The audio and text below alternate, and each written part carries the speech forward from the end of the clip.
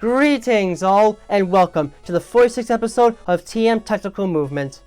For today, we'll be looking at the Fairy Wind, Disarming Voice, Draining Kiss, Play Rough and Moonblast attacks, and the Sweet Kiss, Charm, Moonlight, Crafty Shield, Flower Shield, Misty Terrain, and Fairy Lock techniques. Much as the name suggests, the Fairy Wind attack involves the use of harshly blowing wind in a target's face that is infused with energy from their fairy force. The Fairy Wind attack is among the most basic of fairy type attacks, and effectively serves as the primary means of offense for many young species of the type. In effect, at a young age, these creatures cannot harness the power of their fairy force for direct attack, but they do possess the skill needed to use their fairy force to energize certain moves. In the case of the Fairy Wind attack, the user inhales a large volume of air and energizes it internally with the power of their fairy force. The air is then harshly breathed at this opposition, dealing minor damage in the process that is substantially increased by the damaging effects of raw fairy force energy. The attack is relatively weak in comparison to some other moves, and does not really carry with it any special features to make it noteworthy, but it is nonetheless a vital attack for younger creatures, and gives young fairy types the ability to actually defend themselves with their own power in battle, even if only indirectly. Unless a strong burst of wind can be used to completely erase or otherwise destroy the attack before it makes contact, there is no way to directly counter or dodge the Fairy Wind attack. Metallic armor can help reduce and negate the damage dealt by the attack, but rocky armor is unlikely to perform as well on its own. The Fairy Wind attack is weak enough to only be a minor concern if battling with a weaker Pokémon, so while it might be a nice way of dealing some fairy type damage, it is usually something that can be ignored in place of much more powerful attacks. As its name suggests, the Disarming Voice attack involves user letting out an emotionally charged cry that can cause emotional pain to a target Pokémon. The Disarming Voice attack is a slight modification of the basic sing technique that adds a bit of fairy type flavor to make it a powerful weapon in battle. Instead of crying out in a voice designed to put the opposition to sleep, Pokémon that can use this attack sing in a fashion that is shocking or otherwise disarming while exuding a large amount of energy from their fairy force. For reasons that are still not well understood, the fairy force seems to have the capacity to energize the sound waves emitted from the user's mouth during the attack, and once they reach the ears of the target, they disrupt the electrical signals in the target's brain and cause such emotional damage that is reflected in the target's remaining energy, dealing special damage to them like with a direct attack. While the damaging power of this attack may only be minor and not that much different from a basic Fairy Wind attack, because the energy is infused in the sound waves themselves and not something else, the attack is impossible to avoid under any circumstances. Moreover, it has the capacity to damage multiple nearby targets in a multi-Pokemon battle, only receiving a 25% drop in base power. These factors can more than make it an annoying move that can easily chip away at an opponent no matter how evasive they may be in the eyes of the user, which is only amplified further by the fact that it is seemingly affected by items like King's Rocks, a quality more than unprecedented in practice that helps to explain why the move was installed as TM19 in Silphco's 9th generation line of TMs. Since the Disarming Voice attack utilizes sound as a weapon, only Pokemon with the soundproof ability will be completely safe from its effects. Otherwise, the attack is almost impossible to counter or dodge. Metallic armor can help reduce and negate the damage dealt by the attack, but rocky armor is unlikely to perform as well on its own. The Disarming Voice attack's low damage capacity belittles the chaos it can cause among teams that prefer to use accuracy and evasion differences to their advantage, but since dodging it is out of the question, the only tactic that can be taken against it are to bring out a Pokemon with metallic armor, or one that has decent enough defenses to take the blow with little trouble. In essence, the Draining Kiss attack involves user forcefully kissing an opponent and using their fairy force to then sap some of the energy to deal damage. The Draining Kiss attack is different from similar energy draining moves in that, while it does require direct contact to work, and is thus subject to the effects of items like King's Rocks, it is a special attack and not a physical one. The reason behind this is that, when wielded correctly, the fairy force exhibits parasitic tendencies and can use the veins or energy conduits of other Pokemon as a highway towards their internal power reserves. Pokemon using this attack take advantage of this infectious behavior by running up to the target and kissing them, forcing their fairy force onto them immediately afterwards. The fairy force searches through the target and absorbs some of the energy before returning to the user, dealing somewhat minor damage in the process. Moreover, this captured energy is then restored to the user's HP, equal to 75% of the damage done, a restorative effect only matched by the Oblivion Wing attack, and makes it a great tactical move when no other options are readily available. The Draining Kiss attack certainly is not powerful enough to be a severe threat on its own, but its energy draining abilities are nonetheless a great way for younger fairy types to mess with their opponent a bit, helping to explain why it was instated as TM87 in Silphco's 8th generation line of TMs and TRs, and TM37 in the 9th generation line.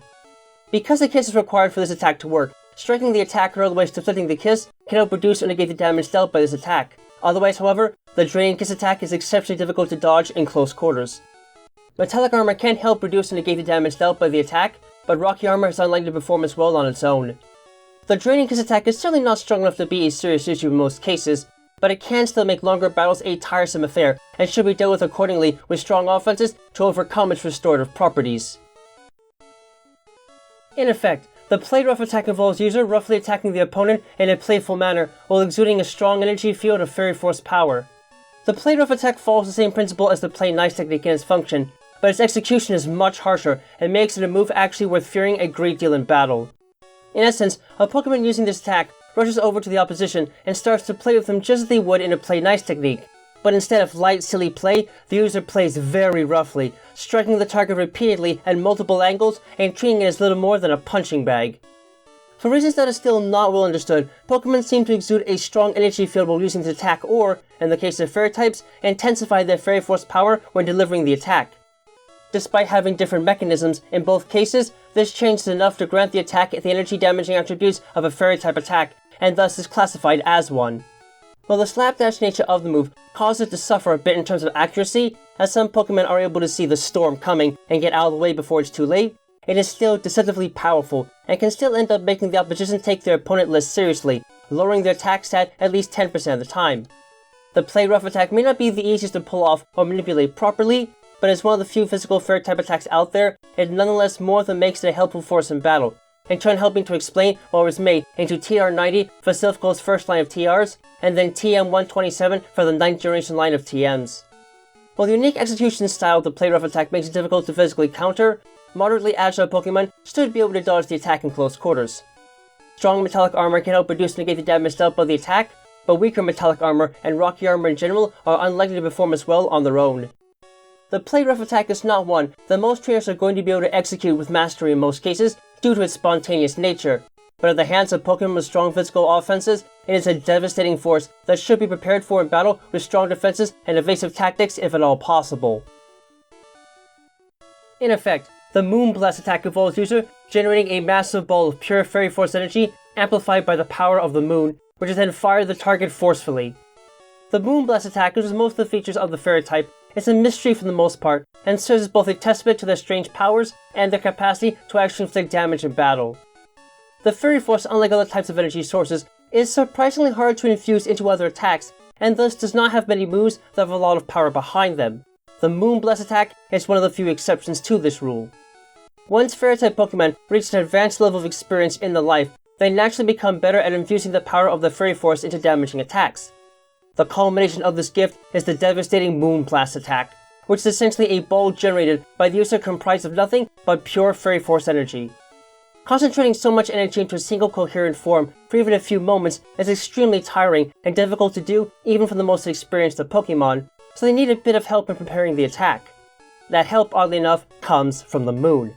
It is unknown exactly why Fairy types seem to show such a strange affection towards the moon, as reflected in the personalities of Pokemon like Clefairy and Clefable and moves like Moonlight, but it seems that its existence, even if it cannot be seen in broad daylight, allows them to calm their internal energies and in turn help them to concentrate their Fairy Force into a discrete energy projectile before firing it off at an opponent. The attack is capable of dealing considerable damage and is very hard to dodge, but its most interesting trait is that it also has a 30% chance, if not more, of destabilizing the internal energies of a target when the projectile hits and dissipates, effectively lowering their special attack stat. This move may not be the easiest for Pokemon to pull off, but what it lacks in the ease of execution, it more than makes up for in raw power and potentially devastating side effects, especially since it seems to be affected by the effects of items like King's Rocks. Due to the assistance the moon gives in helping Pokemon readily charge and unleash this attack, there is no way to directly counter or dodge the Moonblast attack. Strong Metallic Armor can help reduce and negate the damage dealt by the attack, but weaker Metallic Armor and Rocky Armor in general are unlikely to perform as well on their own. The Moonblast attack may only be a move that Pokemon get access to late in life, but its high damage potential and capacity to lower target special offenses nonetheless makes it a dangerous move best counter with strong defenses above all other options. Much as the name suggests, the Sweet Kiss technique involves kissing the opposition with poisoned lips in a cute angelic manner in an effort to confuse them. When sheer offense is not available to a Pokemon, there may be little else to do but to try and control the opposition with charm and cuteness. Combined with a little bit of poison, this sort of tactic can easily be brought to light with the Sweet Kiss technique.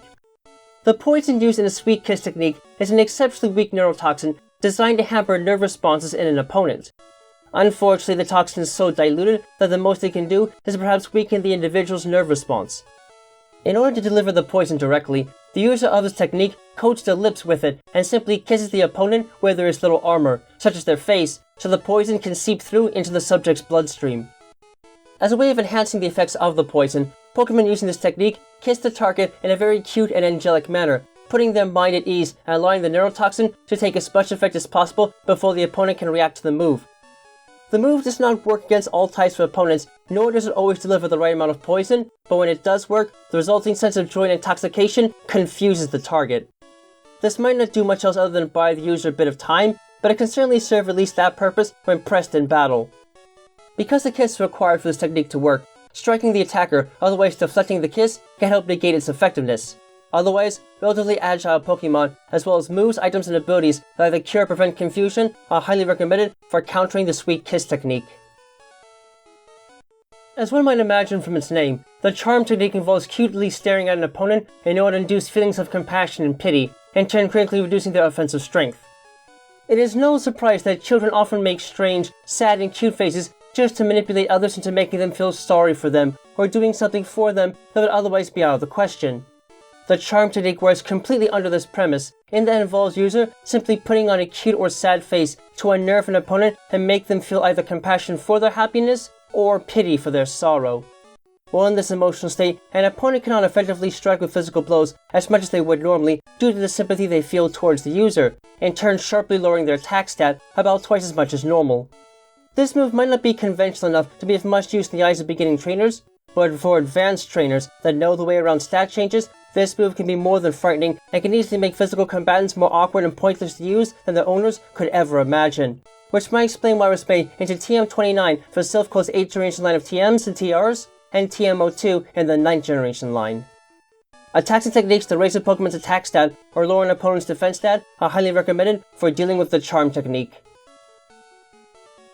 Much as the name also suggests, the Moonlight technique involves utilizing the light of the moon or sun to restore the user's energy via relaxing meditation and cellular stimulation. It is a well-known fact that the sun tends to have calming and pleasurable effects on all those who are willing to let it take over and invigorate their bodies. The same can be said for Moonlight in many cases, as it is merely a reflection of the sun's light off the object's surface. The Moonlight technique takes full advantage of this by driving this restorative power directly into the user's cellular tissue, facilitating instant cellular growth and healing any injuries sustained in battle. However, because it technically relies on the sun for power, the actual effectiveness of the Moonlight technique is heavily dependent upon how brightly the sun or moon is shining. Under normal weather conditions, a Moonlight technique will restore 50% of the user's maximum HP. Under sunny conditions, however, the move will restore about 66.67% of the user's maximum HP, and conversely, the move will only restore 25% of the user's maximum HP under any other abnormal weather condition.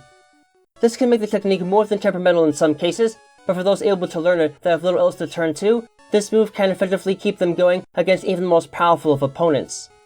Unless recovery techniques are somehow blocked, there is no direct way to counter the effects of the Moonlight technique due to its unique attributes, though generating an abnormal weather condition, aside from bright sunlight, can at least help to reduce its overall effectiveness in battle.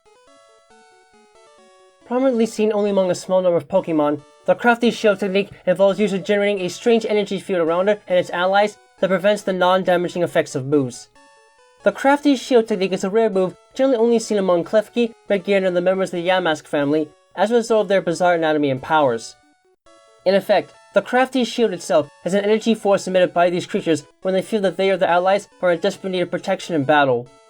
This unique energy force has elemental properties that are distinct from the normal fairy force these beasts give off, and, while the energy shield that it creates cannot do anything to prevent direct damage, it can reflect many of the secondary elemental afflictions that come with some moves, in turn preventing everything but damage while the shield is active during a turn.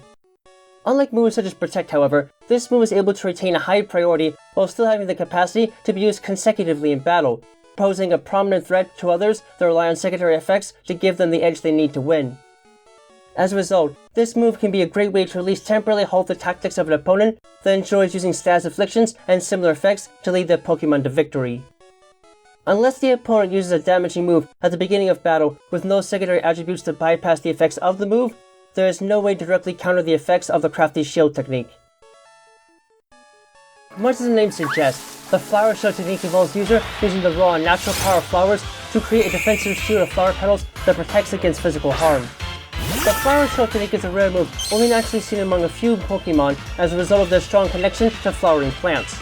In essence, those in possession of this technique can create flowers using their own bodies and remove the petals in an instant, pressing them together and imbuing them with a bit of natural energy to animate them. These bodies are placed together to create a shield of sorts that can then be placed around a Pokémon, but there is a catch. Due to the way these defensive shields are created, they will only actively seek out and surround other Pokémon with a similar affinity, namely grass types. Nonetheless, this defensive shielding can work quite well by absorbing the kinetic energy from physical blows, enough to effectively raise the defense stat of any and all grass-type Pokémon, regardless of what side of the battlefield they are on. This move may be too rare to really see much in battle, but when it is available, it is something that should be accounted for and destroyed as quickly as possible, if at all possible, to eliminate its effects. Attaching techniques to raise a Pokemon's attack stat or lower an opponent's defense stat are highly recommended for dealing with the Flower Shield technique, as is using as many grass-type Pokémon as possible to make the most of its effects. As one might imagine from its namesake, the Misty terrain technique involves users spraying a pretty mist around itself to the degree that the entire battlefield becomes enshrouded in thick pink mist. The Misty terrain technique is one of several moves that has the capacity to completely change the environment to best suit the needs of specific types of Pokémon. In this case, the type most benefited by this move is the Fairy type. Pokémon using this technique are able to create and expel a pink mist from their body that effectively acts as a powdered physical form of the Fairy Force that surrounds all Fairy type Pokémon. This mist then spreads across the entire battlefield and covers all that get near it, creating a wondrous scene unlike anything else seen in nature. Because this pretty mist has the same properties as the Fairy Force, it is detrimental to use the Draconic energy and makes it much more difficult to use the energy to launch Dragon type attacks, which in turn has the effect of reducing the damage dealt by them by 50%. Additionally, this pink mist has some healing tonic compounds embedded within it, and can thus serve as a way of dealing with hurt Pokémon. This effect is not strong enough to actually heal any HP, but it is enough to prevent any and all major status conditions from being inflicted on a Pokémon, as well as confusion, as long as the mist lasts before dissipating, which is approximately after 5 combat turns. Moreover, it is known that the presence of this misty battlefield causes the move Nature Power to become Moonblast, grants the secret power attack a Fairy type flavor with the potential to decrease a target's special attack stat, and causes Pokemon using a camouflage technique to become Fairy type. The only disadvantage that comes with this technique is that it cannot have an effect on Pokemon that either fly or hover above the ground through the use of an item or ability. Even so, this technique can more than change the favor of battle to those with Fairy type association, and in turn keep any and all opponents and allies from inflicting substantial damage to them over the course of the move's duration, which helps to explain why it was made into TM89 for Silphco's 8th generation line of TMs and TRs, and TM139 for the 9th generation line of TMs. The only things that can be done to counter the effects of a Misty terrain technique are to remove Pokemon whose power is negatively affected by it, use Pokemon that float above the surface of the battlefield, or simply wait for the move's effects to wear off. In essence, the Fairy Lock technique involves user releasing a strange wave of Fairy Force energy that creates a shield that prevents fleeing. The Fairy Lock technique is a rare move, known only by a limited number of Pokemon due to their unique forms and powers. In essence, the Fairy Lock technique involves the user releasing a strange wave of energy from its Fairy Force that effectively creates a temporary barrier around the battlefield, ensuring that other Pokemon in battle are unable to flee from the fight until the Pokemon that cast it is removed from the battle itself. This force field is not very sturdy and does not have much going for it in terms of stability, but at the very least this strange move can help the allies of the user put the hurt on another Pokemon without having to worry about it ever fleeing, creating a tactical advantage more than worth using in the right cases. Due to its unique attributes, there is no way to directly counter the effects of the Fairy Lock technique aside from removing the original user from the battlefield. That's it for now, but look forward to the next set of moves here on TM Technical Movement.